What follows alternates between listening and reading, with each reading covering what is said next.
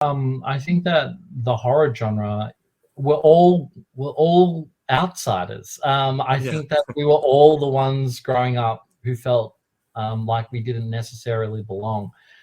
And at the time when we're younger and we're having those feelings, they can be incredibly toxic and demand a lot of you and absorb up a lot of your energy and consume you and be incredibly destructive.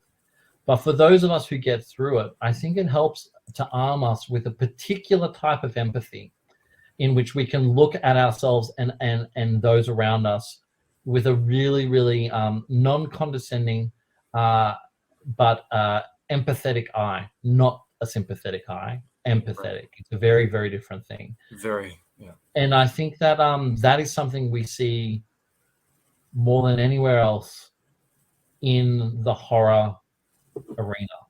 Um, we're outsiders talking to people who have felt like outsiders. That's where a lot of our readers are as well.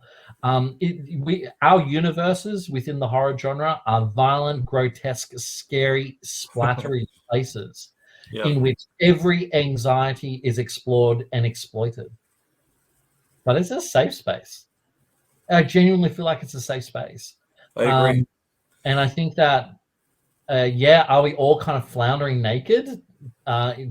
Yeah, but there's not a lot of judgment. And I think that's really, really beautiful. And that's why, for me, community within the genre, as a writer, finding your people is so important because um, it's nice to know that you're not showing off your little hurts and your scars to no one. And it is also nice to know that people do have your back as well throughout that process. So I was on a panel recently where they were like, what advice do you give to new writers? And there were a lot of people who were like, oh, you should be working this many pages a day, things like that. And I thought, Yeah. you need to find your people. You need to find your community, because not only is it great to have people who've got your back, other writers, especially horror writers, are really, really great people. So many of them are friendly, funny. They care a lot. Absolutely. So I remember seeing a tweet of that to that effect not too long ago, and I was like, wait, I think that you're right. I think there's truth to it. But I think it comes from us being outsiders. I think that's where it comes from. Yeah, no, absolutely. And it's kind of interesting because it's almost like in some ways we can just feel like we're just a bunch of like a collection of broken toys that are discarded in an old dusty Yeah. box. But at the same time, to find other people that like that as well. And it's like, all right, well, we've all got missing pieces, but together it's like we can almost find those missing pieces with other people, or just knowing that it's okay to miss a few pieces here and there because there's still the rest of us that is going to be of use to somebody else, if not Well, ourselves. well said, Rick. That, to me, what you said just then, is exactly what the collection's about.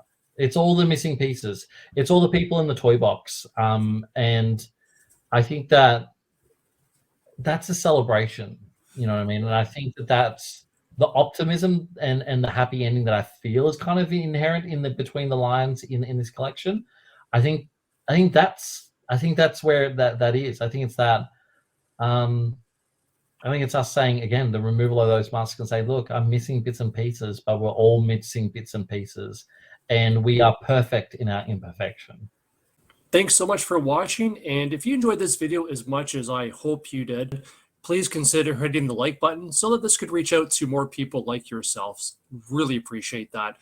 And if you want to keep in touch with the channel, please also consider subscribing and hitting that notification button.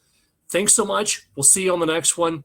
And while you're waiting for the next one, why not check out this video? Because that's the one that YouTube thinks that you're going to like next. Have a great day. Stay dark, stay well, stay hungry.